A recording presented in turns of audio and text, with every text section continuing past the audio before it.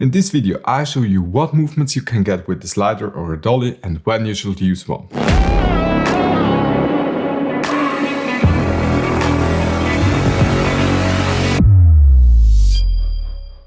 This tool is very convenient for shooting product commercials or any sort of film in which you want to get slow, precise and controlled movement. I like the stabilizer a lot. The fact that shots are repeatable allow you to create mind-blowing effects. There are electronic sliders and dollies. I use the slider from Rhino. There are two sorts of motors, the fast speed and the high torque. The high speed is better for faster but still slow movements, and the high torque motor is good for getting vertical movements. Can also be ordered with the counterweight. This gives you smoother movements in hand use than without it. It eases shots in and out. This way you can create faster slides than with an electronic motor. Great is also the fact that you can get continuous movements which can be used in interview setups to create more movement in the shot. The other sorts are dollies, like this one from Dana. This is used manually without any motors. It exists a set to motorize a Dana dolly, but I don't have a need for that at the moment. This one is for big camera setups which a normal slider can't handle anymore. The next bigger sort of dollies is something like that, primarily used on tracks and combined with cranes, pedestal lifters and more. With any of the following examples, due to the relatively short distances of a slider, it makes sense to use foreground in the shot to make the movement more visible. Especially on a wide shot, the movement cannot be perceived as well. The first shot you can get with the slider is a push in and pull out shot. Here you have to avoid that the tracks are visible in the shot. Especially on wide lenses, this can become tricky. Sometimes it helps to tilt the camera slightly or angle the slider a bit so that the track is out of the frame. But this way you don't have a straight movement anymore. The camera moves also a bit downwards, which is not that big of a deal. The tracks are mostly not visible if you use longer focal lengths. Another trick to eliminate the tracks in the shot is adding letterboxes to your footage. The next shot is the tracking shot, which is perfect for following a subject or revealing something, especially with small sets. Or as already told at the beginning, use a foreground to make the movement more visible. On bigger sets you can work with the dolly to cover longer distances. The great thing about the Dana dolly is that it can be as long as you want if you have long enough rails and additional stands to support the rails. Then you can imitate the pedestal shot with the slider when you attach the slider vertically to something. Pay attention to the maximal weight that your slider supports. I used it as example to guide the shot to make an effect that the camera goes through a bottle. You can also mount your slider or dolly above the subject you are filming. This way you create a bird's eye view that can move, tilt and pan.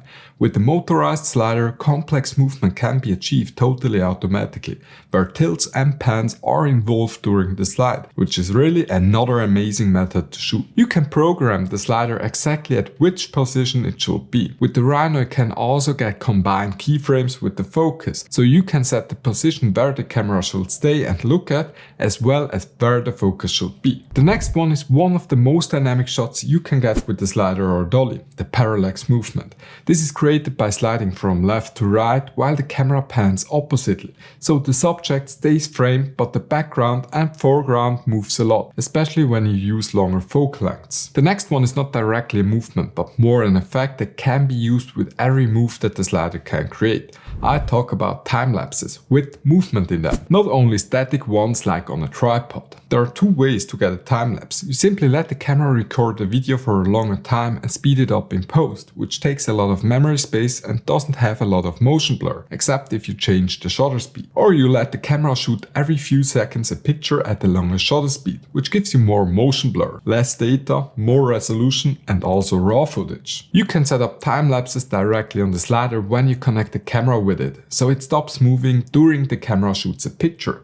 This is extremely useful to get long exposure shots for extra fancy time lapses like this. How we do time lapses exactly you see in a separate video in this chapter. Now to the most mind-blowing effect, which is only possible with the stabilizer that can get precise, repeatable shots like a motorized slider or also Cinebot can do. Shots like this. Simply amazing. Let's dive into how to get shots like that. In case of the pans, the only thing to set up is your movement and let run the slider in the continuous mode. Make sure that you get 2 to 3 shots with this move recorded of each object. Then you have to place the next object at the exact same place. The more precise you work, the more accurate the result is at the end.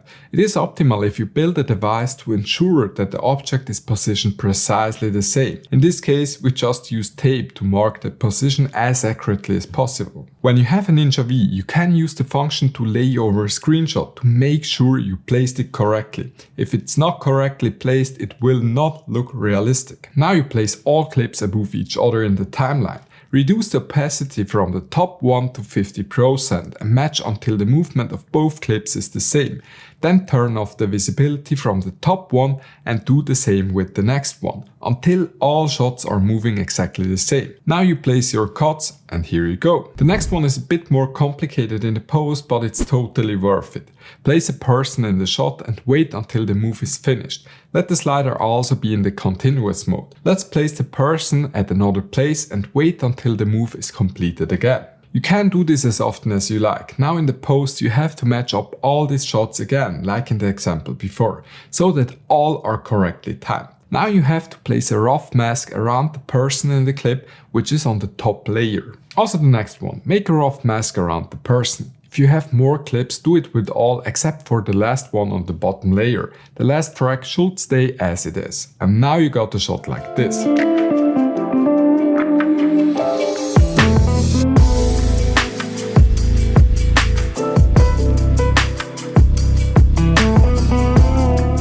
If the person crosses itself, you have to do more precise masking, which we look at in the editing chapter. It is easier if you avoid this when you try it for the first time. And very important, make sure that the lighting is consistent, otherwise it can be visible that you masked out some persons, and we want to keep it as realistic as possible. Now you have learned a lot of new skills how to use your slider. Let's create.